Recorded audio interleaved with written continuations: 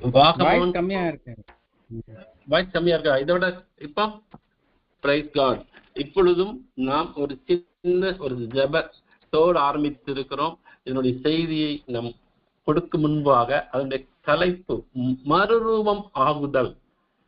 Madhavakumar brother இந்த மெசேஜுக்கு நின்று கொடுக்கப்பட்ட தலைப்பு மறுரூபம் ஆகுதல். இதை குறித்து ஆண்டவனோடு பேசும்படியாக ஒரு நிமிடம். தகப்பனே, இந்த ஜூம் பிரேயர்ல யார் யாரெல்லாம் அட்டன் பண்ணி இருக்கிறாங்களோ ஒவ்வொருவரும் நினைவு கூறுகிறோம். இந்த செய்தி வேலை அவர்களுக்கு ஆசீர்வாதமாக இருக்கவும், அவர்கள் முழுவதும் அர்ப்பணிக்கவும், கேட்கிற சத்தியத்தின்படி மறுரூபம் ஆகுங்கள் என்ற சத்தியத்தை வாழ்க்கையில், அன்றாட வாழ்க்கையில் கடை கொள்வதற்கு வேண்டிய பலனையும் கிருபையும் தந்தருளும்படியாக ஒவ்வொருவரையும் ஒப்புக் கொடுக்கிறேன். நீர் பொறுப்படுத்திக் கொள்ளும். அடியனையும் தாழ்த்தி அர்ப்பணிக்கிறேன். இயேசுவின் மூலம் ஜெபிக்கிறேன் எங்கள் நல்ல பிதாவே, ஆமென். உங்கள் யாருக்கும் மீண்டும் இயேசுவின் நாமத்தினால ISPF ஒவ்வொரு ஜூம் பிரேயர்களின் வாழ்த்துக்கள் தெரிவித்துக் கொள்கிறேன். மறுரூபம் ஆகுதல் என்பதை குறித்து நாம் தியானிக்கிற வேளையில், மறுரூபம் ஆகுதல் என்றால் நம்முடைய வாழ்க்கையில் பழைய மனித சுபாவங்களை அகற்றிவிட்டு புதிய சுபாவங்களோடு நம்மை தேவனை வெளிப்படுத்துவதாகும். நன்கு பாருங்கள், ஒரு ஐஸ் இருக்கு, தண்ணீர் இருக்கு, ஆவி, மூணும் ஒரே தான். ஐஸ் என்பது ஒரு சாலிட் லெவல்ல இருக்கிறது, தண்ணீர் லெவல்ல தண்ணீர் ஒரே பொருள் 3 நிலையில் காணப்படுகிறது. ஐஸாகவும் தண்ணீராகவும் ஆவியாகவும் மாறுகிறது. ஐஸாக இருக்கும்போது பார்க்கிறோம், தண்ணீராக மாறுகிற போது கிறிஸ்டல் கிளியர் தண்ணீரை காண்கிறோம், ஆவி கண்களில் நாம் புலப்படாதபடி மாறிக்கொண்டிருக்கிறது. இதே மாதிரிதான் நாம் மறுரூபம் ஆகிற பொழுது முதல் 2 நிலையில் நாம் இருக்கிறோம். காரணம், நமக்குள் ஆவி கடைசியில் மறுரூபமாக்கப்பட்டு தேவனோடு சஞ்சரிக்கிறோம். அதே இடத்தில் ஐஸாகவும் தண்ணீராகவும் இருக்கிற நிலையில் நம்மளுடைய சரீரமும் நம்மளுடைய இரத்தமும் கலந்து இருக்கிறபடினால் கட்டாயம் நம் மறுரூபம் ஆக்கப்பட வேண்டியது நிச்சயம்.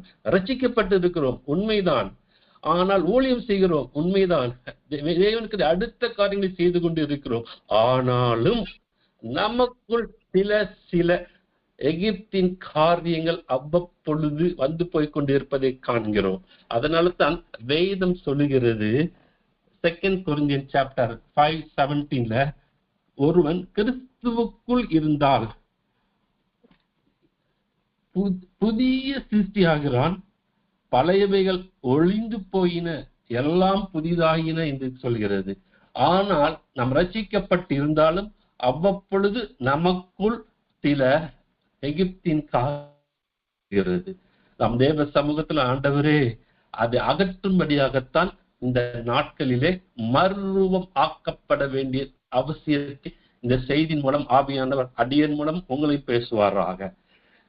நம்ம யோவான் நிருபம் 3ஆம் அதிகாரத்தில் 1 முதல் 3ஆம் அதிகாரத்தில் 1 முதல் 7 வசனங்களை காண்கிற பொழுது இங்கு ஒரு பரிசேயனை பார்க்கிறோம். அவன் நிக்கோதேமு. அவன் நன்கு வேதத்தை கரைத்து குடைத்தவன். இந்த இடத்துல அவனை பார்க்கிற பொழுது அவன் என்ன சொல்லுகிறான்? ரீபார்ன் எக்ஸ்பீரியன்ஸ்,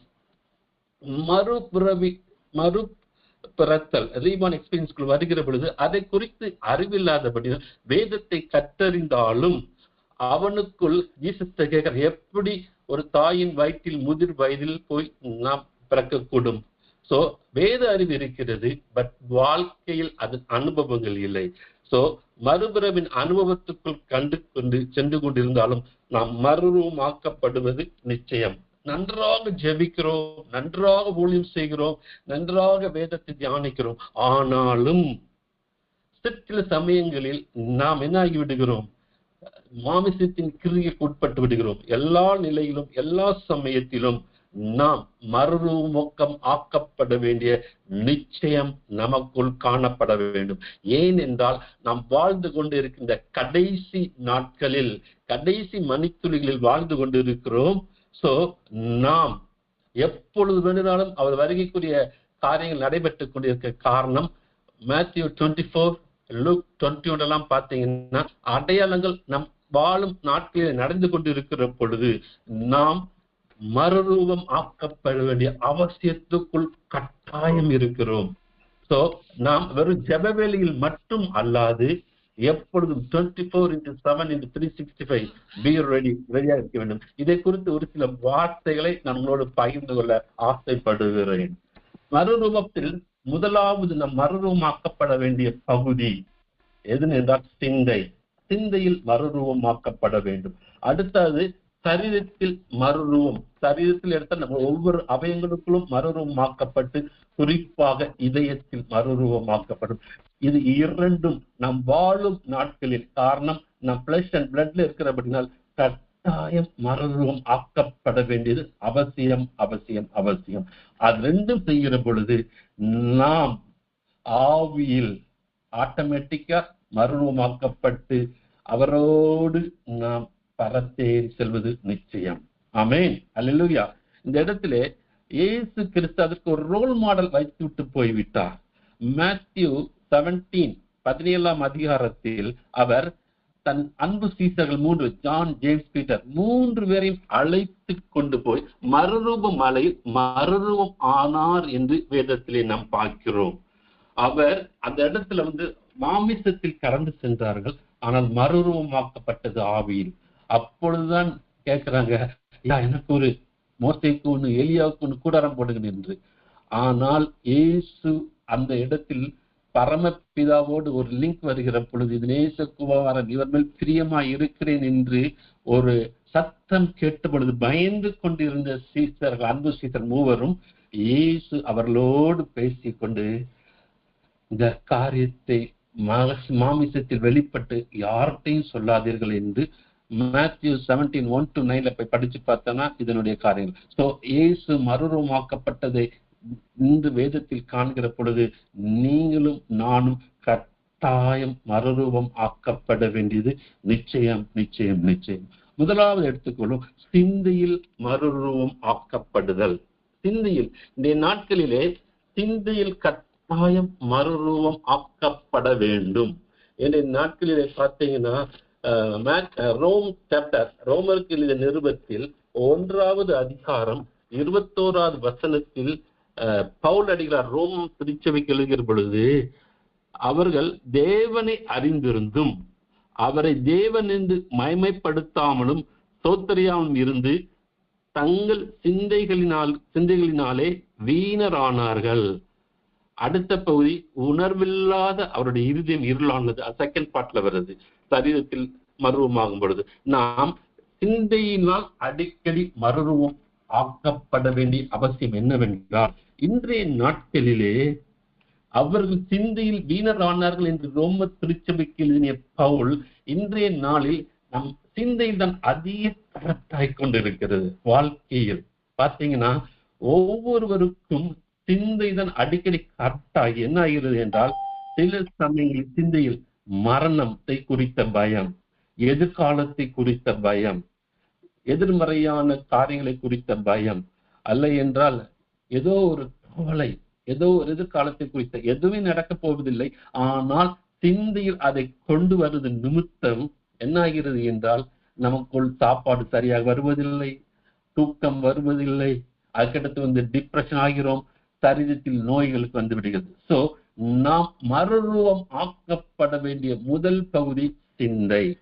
ஆண்டவர் சமூகத்துல, ஆண்டவரே எங்க சிந்தையை மறுரூபமாக்குங்கள், சிந்தையை மறுரூபமாக்குங்கள் என்று கேட்கிற பொழுது, எப்படியா ஆதி பெற்றோர்கள் ஆதாம் ஏதேன் தோட்டத்தில் இருக்கிற பொழுது ஜெனிசிஸ் 3 அவன் ஜீவ விருட்சத்தின் கனிகளை புசிக்க கூடாதுன்னு சொன்னாரோ என்று சொன்ன பொழுது 3:1 அதை வாசிக்க கேட்கிற பொழுது, அப்பொழுதே அவர்களுக்குள் அவர் சிந்தையில் ஒரு தவறான எண்ணத்தை சத்ரு விதைத்து விடுகிறான்.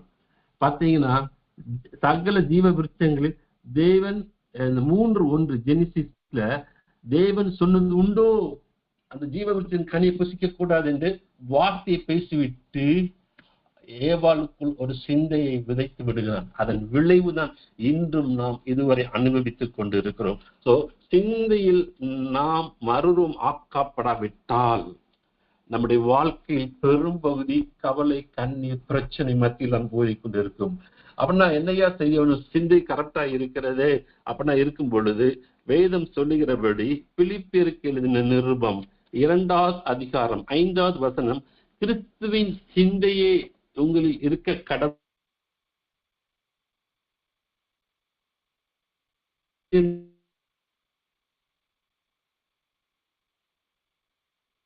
போல ஒவ்வொருவருக்குள்ளும் காணப்பட வேண்டியது, ஆண்டவரே அந்த கிறிஸ்துவில் இருந்த சிந்தையை நமக்குள் இருக்கும் பொழுது உலகத்தின் காரியங்கள், மாமிசத்தின் காரியங்கள், எதிர்காலத்தின் காரியங்கள், கவலைகள் எதுவும் நம்மளை மேற்கொள்ள முடியாது. நம்முடைய சிந்தையில் கரெக்ட் ஆகாதபடி பாதுகாக்க வேண்டியது நம்மளுடைய கடமை. இந்த கடைசி நாட்களில் சத்துரு செய்கிற முக்கியமான தந்திரங்கள் ஒன்று சிந்தையை வஞ்சித்துக் கொண்டு இருப்பது. தேவனால் அழைக்கப்பட்ட, தேவனால் தெரிந்து கொள்ளப்பட்ட ஜனங்களே இந்த நாட்களில் சிந்தையில் கரெக்டாகி பேக் ஸ்லைட் ஆகி கொண்டு கூட இருக்கிறார்கள். ஆண்டவர் சமூகத்தில், ஆண்டவரே எங்க சிந்தையை கிறிஸ்துவை இருந்தது போல் எங்களுக்குள் கொண்டு வாரும் என்று கேவிக்கிற பொழுது கட்டாயம் கர்த்தர் அதை செய்வதற்கு போதுமானவராக இருக்கிறார். அதை விட 1 கொரிந்தியர் 2ஆம் அதிகாரம் 16வது வசனத்தின் பிற்பகுதி, எங்களுக்கோ கிறிஸ்துவின் சிந்தை உண்டாயிருக்கிறது. பவுல் கொரிந்தியர் திருச்சபைக்கு எழுதும் பொழுது 2ஆம் அதிகாரம் 16 வசனத்தில், எங்களுக்கோ கிறிஸ்துவின் சிந்தை, கிறிஸ்துவுக்கு இருந்த அதே சிந்தன் பவுலுக்கு இருந்தது.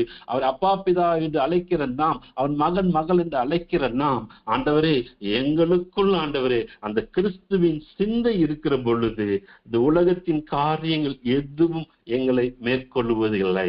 முதலாவது மறுரூபமாக்கப்பட வேண்டிய இடம் சிந்தை. ஆண்டவர் சமூகத்துல, ஆண்டவரே சிந்தை மறுரூபமாகுது. காரணம், நாம் சிந்தையினால் என்ன ஆகிறோம்? வீணராகிறோம். சிந்தையினால் தேவையற்ற காரியங்களுக்குள் நாம் அடிமையாகி தேவையற்ற பயத்துக்குள் சென்று கொண்டிருக்கிறோம். ஆண்டவர் தாமே நம் ஒவ்வொருடைய சிந்தையும் ஆட்கொண்டு அவர் பரிசுத்த ஆவியானவர் நம்மை மேற்கொண்டு நடத்துவாராக. முதலாவது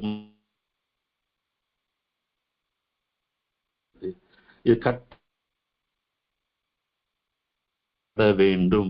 காரணம், நீங்களே தேவனுடைய ஆலயம் என்று இயேசு கிறிஸ்து நம்மளை குறித்து சொல்லுகிற பொழுது நம்முடைய சரீரமானது தேவன் தந்த, என்ன சொல்லுகிறது? அவர் நமக்கு தந்தது. அதனால தான் 1 கொரிந்தியர் 6வது அதிகாரத்தின் பிற்பகுதியில பார்த்தீங்கன்னா, நாம் நம்முடைய சொந்தத்துக்கு நம்முடைய சரீரத்திற்கு சொந்தக்காரர்கள் அல்ல. 6ஆம் அதிகாரம் 19வது 20 வசனத்தில், சரீரமானது நீங்கள் தேவனாலே பெற்றதும் உங்களில் தங்கி இருக்கிற பரிசுத்த ஆவியினாலுடைய ஆலயமாய் இருக்கிறது என்றும் நீங்கள் உங்களுடையவர்கள் அல்ல என்று அறியீர்களா? நம்முடைய சரீரம் நமக்கு சொந்தம் அல்ல, அது தேவனால் கொடுக்கப்பட்டது. அவர் தங்கி இருக்கிற ஆலயம், நீங்களே தேவனுடைய ஆலயம். அந்த ஆலயத்தில் ஆவியா பொழுது அவர் எப்படி பழுதட்டு கரையட்டு திரையிட்டு இருந்தாரோ, நாமும் நம் சரீரத்தை நம் சரீரத்தால் தேவனை மகிமைப்படுத்த வேண்டும். அதே அதிகாரம் 20ல பாத்தீங்கன்னா, கிரயத்துக்கு கொல்லப்பட்டிருக்கிறோம். நம்ம ஒவ்வொருவரும் அவரால் கிரயம் கொல்லப்பட்டு இருக்கிறோம். நாம் அவர் வாழ்ந்த மாதிரி நாம் வாழ வேண்டும். அவருக்குள் இருந்த அதே பரிசுத்த சிந்தை இருந்தது போல சரீரத்திலும் இருக்க வேண்டும். அதனாலதான் ரோமருக்கு எழுதின திருச்சபையில் 12ஆம் அதிகாரத்தில் 1-2 வசனங்களில் பார்த்தீங்கன்னா என்ன சொல்றாரு தெரியுமா? நீங்கள் உங்கள் சரீரங்களை பரிசுத்தமும் தேவனுக்கு பிரியமான ஜீவ பலியாக ஒப்பு கொடுக்க வேண்டும் என்று தேவனுடைய இரக்கங்களை முன்னிட்டு உங்களுக்கு வேண்டிக் கொள்கிறேன். அதை விட இந்த பிரபஞ்சத்திற்கேற்ற தேவனுடைய நன்மையும் பிரியமும் பூரணமான சித்தம் இன்னது என்று பகுத்தறியத்தக்கதாக உங்கள் மனம் புதிதாகிறபடினால் மறுரூபமாகுங்கள். நாம் நம்மளுடைய சரீரத்தில் மறுரூபம் ஆக்கப்பட வேண்டும். நம்முடைய அவயங்கள் நமக்குரியதல்ல, தேவனுக்குரியது. தேவன் ஒவ்வொரு அவயங்களையும் நேர்த்தியாய் அதன் காலத்தில் படைத்திருக்கிறார் என்று வேதம் நமக்கு 1 கொரிந்தியர் 12:27 சொல்லுகிறது. நாம் படைக்கப்பட்ட கண் தேவனை நோக்கி பார்க்க வேண்டும். அதனால்தான் யோபு 31:1 கூட அவர் கண்களோடு உடன்படிக்கை பண்ணுகிறார். நம்முடைய செவி தேவனுடைய சத்தத்தை கேட்கிற செவியாய் மாற வேண்டும். அதே மாதிரி நம்முடைய வாய் தேவனுடைய துதியை சொல்லணும். அதனாலதான் தாவீது எழுதுகிறார், என் வாய்க்கு காவல் வையும் என்று. நம்முடைய கால் கைகள் தேவனுடைய ராஜ்யத்தின் பணிக்காக வைக்கப்படும். சோ அவயத்தின் ஒவ்வொரு பகுதிகளும் மறுரூபமாக்க ரட்சிக்கப்பட்டு இருக்கிறோம், ஊழியம் செய்கிறோம். ஆனாலும் நமக்குள் இன்னும் சரிதத்தின் மூலமாக தேவனை மகிமைப்படுத்தாமல் இருந்தால், அப்பா என்னை இன்னும் மறுரூபத்துக்குள் அழைத்து சென்று இந்த சரீரம் உமக்குரியது என்று காண்கிற பொழுது கர்த்தர் நிச்சயமாய் நம்முடைய சரீரத்தில் ஒரு மறுரூபமாக்கப்பட்ட அனுபவத்தை தருவதற்கு என் தேவன் போதுமானவர். அதை விட முக்கியமா கேட்க போகிற ஒரு காரியம் என்னவென்றால் இருதயம். சோ நாம் இருதயம்தான் தேவனுக்கு மிகவும் முக்கியமானது. இருதயத்தின் மூலமாக தேவனை மகிமைப்படுத்த வேண்டும். எரேமியா 17:9-10 இருதயம் தான் அதிக மகா கேடு கிறுக்குமானது. நல்லா பாருங்க, எல்லாத்துலயும் 2 அவயங்கள் இருக்கு. கண் 2, காது 2, கால் 2, எல்லாத்துலயும் 2. இருதயம் மட்டும் உண்டு. அதில் நன்மை தீமை அறியத்தக்கதை வைத்துக் கொண்டு இந்த இருதயத்தில் தான் தேவன் வாசம் செய்ய விரும்புகிறார். சோ தேவ சமூகத்தில் இருதயத்தில் நீர் ஆளுகை செய்யணும்.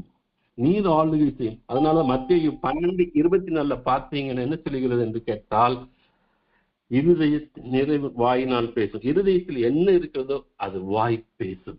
நம்ம இருதயத்தில் மாமிச கிரிகள் நிறைந்திருக்குமானால் கலாத்தியர் 5:19-24 வரைக்கும் படித்து பார்த்தோம்னா நம்முடைய இருதயத்தின் மாமிச கிரிகளே பேசிக் கொண்டிருக்கும். நம்முடைய இருதயத்தின் ஆவியின் கனிகள் நிறைந்திருக்கும் கூடுமானால் நம்முடைய இருதயத்திலிருந்து வாய் ஆவிக்குரிய காரியங்களை பேசிக் கொண்டிருக்கும். அதை விட முக்கியமா மார்க் 7:21-23 வசனங்களை வாசிக்க கேட்டால் நம்ம இருதயம் எப்படிப்பட்டது, நம்ம இருதயத்தை எப்படி நாம் பாதுகாக்க வேண்டும் என்று வேதம் நம்மளை பார்த்து எச்சரிக்கின்றது. சோ எப்படி 7:21-22 பாத்தீங்கன்னா, மனுஷனுடைய இருந்து பொல்லாத சிந்தனைகளும் விச்சாரங்களும் வேசித்தனங்களும் கொலைபாதகங்களும் களவுகளும் பொருளாசைகளும் துஷ்டதனங்களும் கபடும் காம விகாரமும் வன்கண்ணும் தூஷணமும் பெருமையும் மதிகரும் புறப்பட்டு வருகிறது. இவ்வளவும் நம்முடைய இருதயத்திலிருந்து பொறுத்தருகிறது. சோ தேவ சமூகத்துல நாம் இருதயத்தில் ஆண்டவரே இதெல்லாம் எங்களுக்கு காண அவ்வப்பொழுது எகிப்தின் காரியங்கள் பெருமையாக பேசிவிடுகிறோம். அவ்வப்பொழுது ஆண்டவரே நாம் தேவையற்ற காரியங்களை எங்களுடைய சரீரத்தின் மூலமாக தேவனை மகிமைப்படுத்துவதற்கு பதிலாக சிலுவையில் அறைந்து விடுகிறோம். ஆண்டவரே இந்த நாளிலும் நாங்கள் பாரத்தோடு கேட்கிறோம், எங்கள் சரீரத்தின் ஒவ்வொரு அவயங்களும் ஆண்டவரே நீர் தலையாய் இருக்கிறீர், நாங்கள் அவயங்களாக இருக்கிறோம்.